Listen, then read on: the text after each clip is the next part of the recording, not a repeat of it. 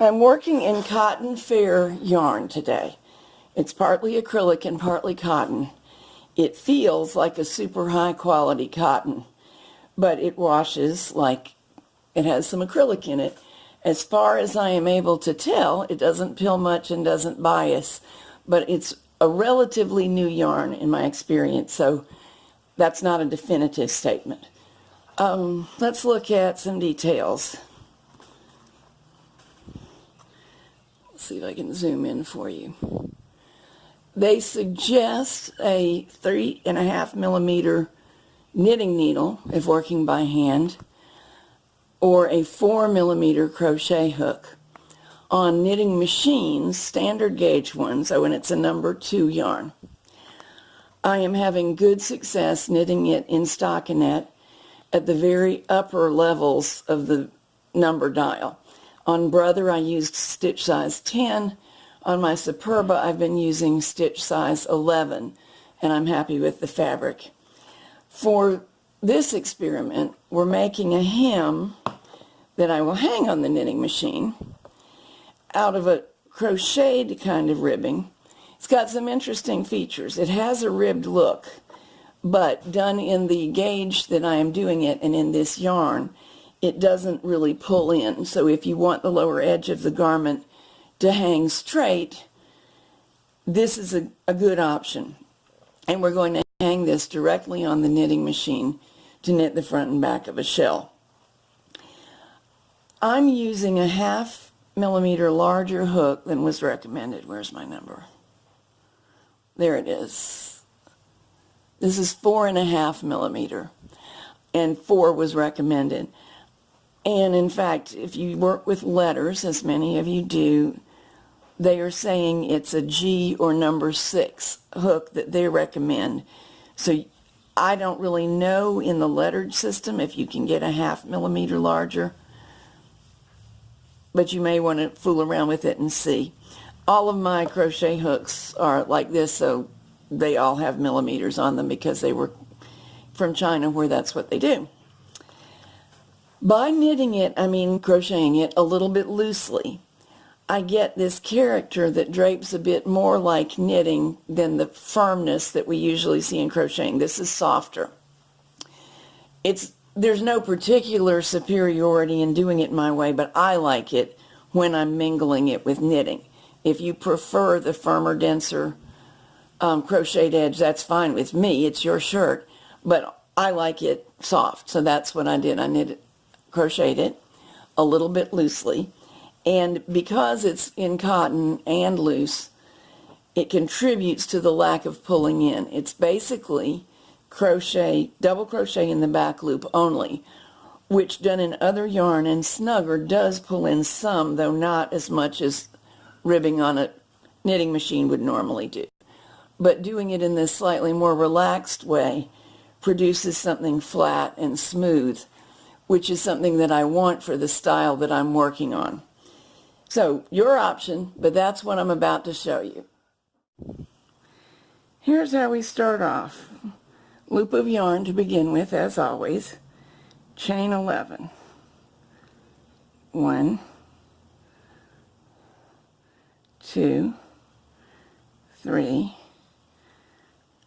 4, 5, 6, 7, 8, 9, 10, 11. Count chain stitches from the one on the hook, which does not count. 1, 2, 3, 4, and double crochet into the 4th chain. I am using American terminology. To my friends in other countries, be aware that this is yarn over, pull up a loop.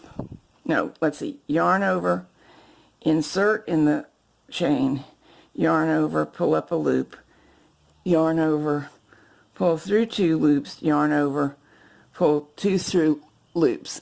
That is what we call double crochet in the U.S. In other countries, it may be named differently, but I'm doing what we call double crochet, messing it up too. Okay, let's do it again. So we've crocheted now into the 4th loop from the chain, so that's 1 double crochet. I did another one while I explained it. This is 3 double crochets.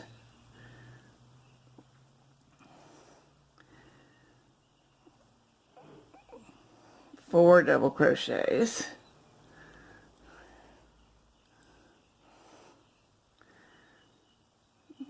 Five double crochets. There we go.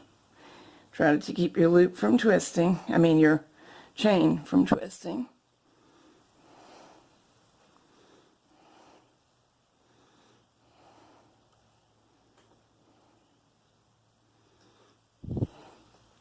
Sorry for the fumbling.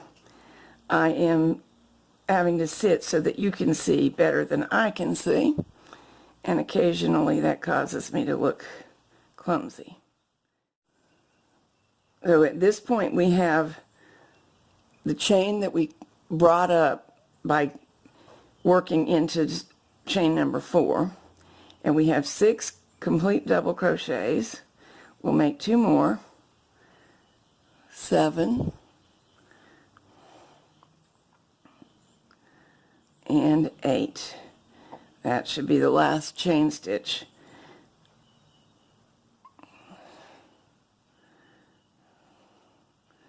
Now chain 3, which we'll do at the end of every row.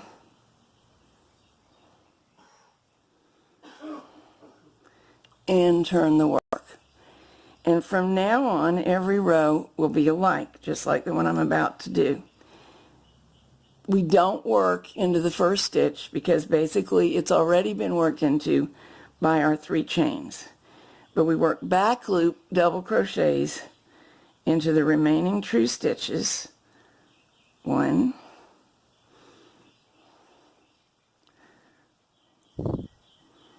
2,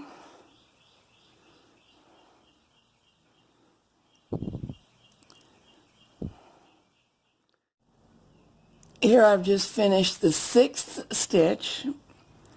That's the turning chain plus 1, 2, 3, 4, 5, 6 double crochets. We make 1 final double crochet into the final stitch.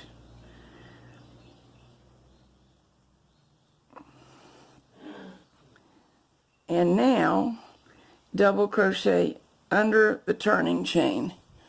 You could call it under or into. There's a little loop made by that chain, but I'm not inserting into a particular chain stitch under the whole loop. That finishes off the edge. Now chain 3, turn, and repeat everything that we just did, and that goes on for the whole rest of the project.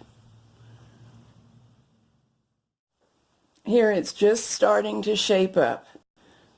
This was our initial chain at my fingertip.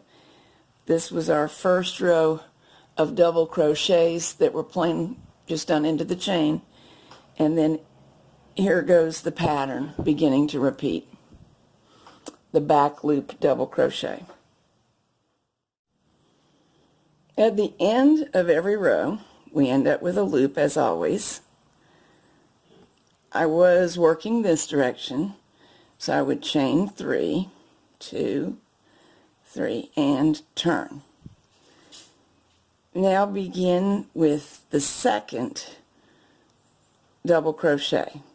That one would be the first, and the chains into it count as already having been worked. So we're going to double crochet, yarn over, insert into the back loop only, pull up a loop, yarn over, pull through 2, yarn over, pull through 2. So double crochet in the back loop only. And we'll do 7 of those. Let me pull a little slack in my yarn. This is 2,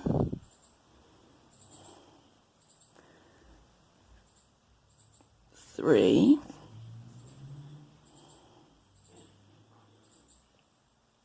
4,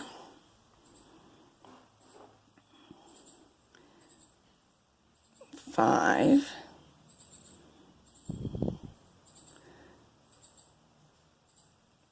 6,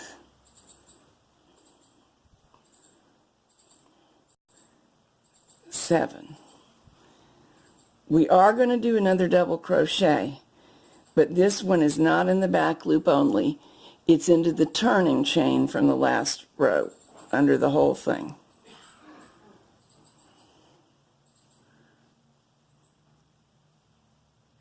Oops, I split my yarn. The yarn splits kind of easily. There we go, all fixed. Now chain 3, 1, 2, 3, and turn. We'll do the same thing again, every row for as long as is needed. Yarn over. This double crochet has already been worked into by the chain itself, so we'll skip it. Into the second double crochet. That's 1 of 7, 2,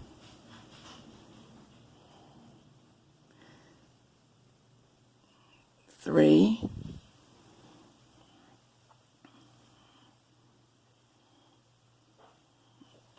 4,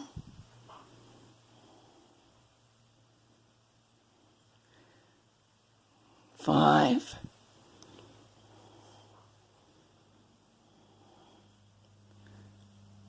6,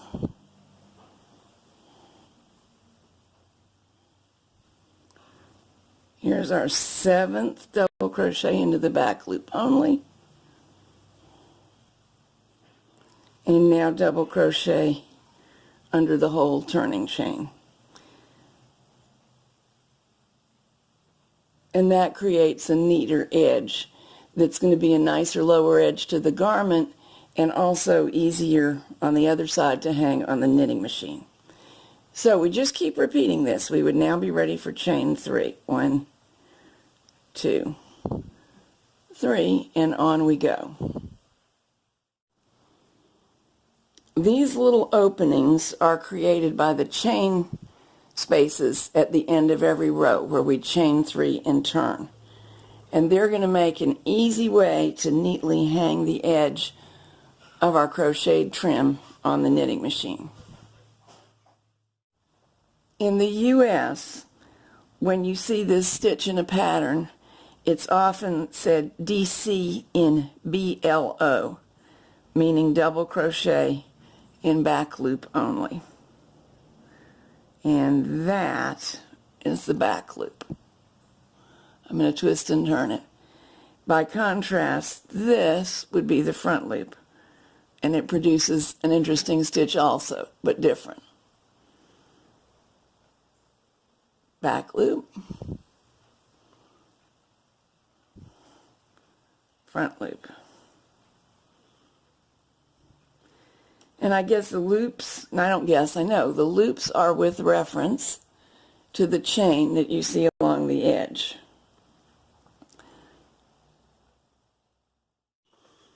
Now, in order to hang this on the edge, we could just hang it, but this time I'm going to E-wrap the needles first. We could also choose to chain stitch around the needle shanks. I'm doing this because we may not decide to use every single needle when hanging our prepared ribbing, and we do need every single one cast on neatly. Plus, this will make a neat uniform line across the join. So they're all E-wrapped out of your view. I'm threading the carriage, closing the needle gate. Now let's hang this. Let's take a quick look at this fabric so as to understand how to hang it. You can see alternate areas: depressed, raised, depressed, raised, depressed, raised. That's because of the nature of the stitches we made. One complete repeat of one depressed and one raised section is going to go on 6 needles. However, we're going to only hang on every other needle. That's why we E-wrapped, so as to have a continuous join without having to hang on every needle. So here's my first repeat, and it ends here. After hanging the third area on the 5th needle, we skip a needle. That'll be needle 6. And we begin again. 1, 2,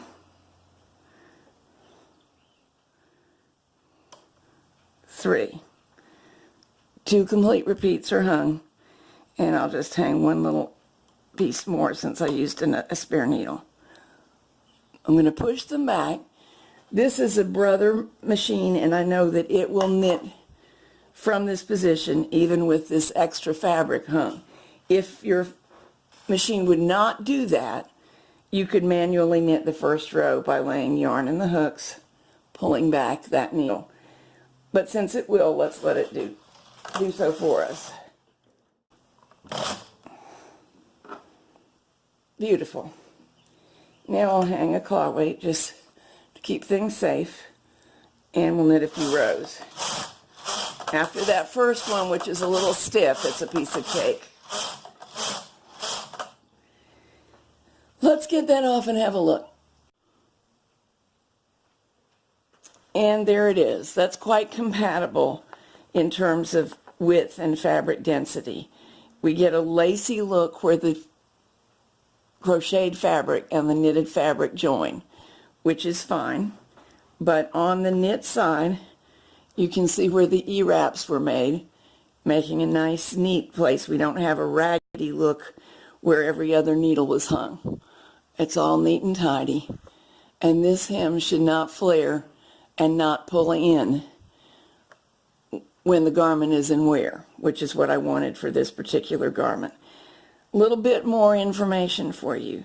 I'm knitting here at the largest stitch size on this machine, which is a 10, and getting about 6 stitches per inch. And that's how I knew how to align this fabric with this fabric, because each repeat is about an inch. So that's going to make a nice bottom edge to a shell, or to anything really.